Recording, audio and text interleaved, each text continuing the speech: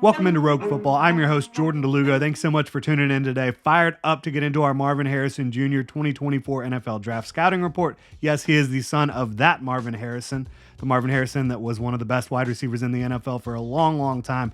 Great route runner, was catching passes from Peyton Manning for a lot of years, had a tremendous career. But look, Marvin Harrison Jr., this is the best wide receiver prospect I've scouted. Not going to bury the lead. I started doing this back in 2018. Marvin Harrison Jr. is as good as it gets for me. I think when you look back throughout history, probably the last 30 or so years, he is up there with some of the best wide receiver prospects we have ever seen.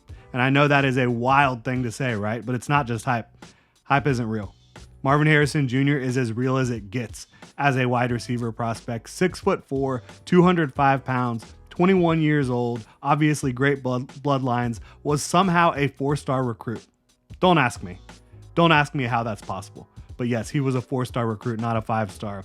As a starter in 2022 and 2023 for the Ohio State Buckeyes, 144 catches, 2,474 receiving yards, 28 receiving touchdowns, and an offense that featured a lot of NFL players, a lot of NFL talent. He was easily the most talented player on the field by a wide margin with all those stars at Ohio State over the last couple years. Now let's talk about the athleticism, the physical profile first, and then get into what he brings to the field as a receiver. Number 2 on the freaks list this year from Bruce Feldman, he can bench 380 pounds. He can squat 500 pounds. He can broad jump 10.8, short shuttle 3.94 seconds. He hit 23.5 miles per hour in training. I mean, this is a real athlete. These testing numbers and his growth physically since arriving at Ohio State a couple years back, they are testaments to the amazing bloodlines, obviously, the hard work, the dedication he has to his craft and to his body, and the natural athleticism that he brings. I mean, this guy, as Bruce Feldman puts it, is a freak, one of the freakiest of all the freaks at the college football level.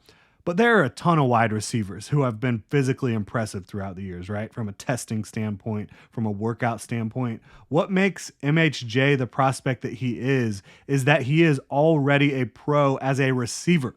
He release off the line vertically and inside. He is a very good route runner. Again, at his size, the ability to throttle down, to sink his hips, get in and out of breaks at 6'4" and over 200 pounds. You don't see it very often. He uses his hands really well during the route running process to keep separation. Not like pushing off, but to keep defenders' hands off of him using hand-to-hand combat. He does that really well.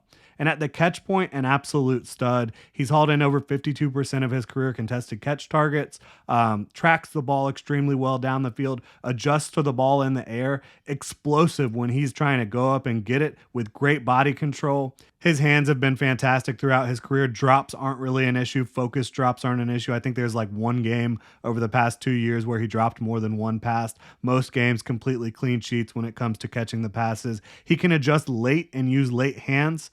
Makes it really hard for defenders to get a read on where the ball's coming to react when he gets his hands in position to go catch it. He's alignment versatile. He can absolutely be that X for you, but he can align anywhere. He can win from the slot. He can do it all for you. You could probably say he's not an elite yak guy, but I think in 2023, you saw plenty of reps where this guy can go and get extra yardage after the catch. So I think he gives you plenty there. He might not be the best in the league in that regard, but he can still give you plenty. You can also say that there's room to grow as a blocker. There are some fantastic reps, but consistency in that department can certainly improve. And I think one of the things about him blocking is he's 6'4". He is so much taller than a lot of these corners. It's hard for him to get that leverage, to get those hands where they need to be when he's going up against such smaller prospects.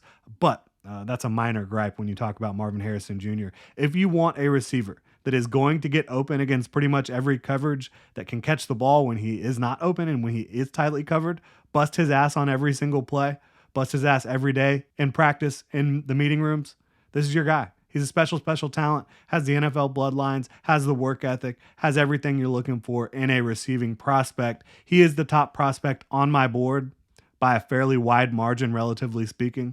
I think he is a borderline top 5 wide receiver the day he gets drafted. I think certainly a top 10 receiver. That's how I view Marvin Harrison Jr. Really appreciate y'all tuning in. If you enjoy the content, please like, subscribe, hit that notification bell. Y'all have a good one.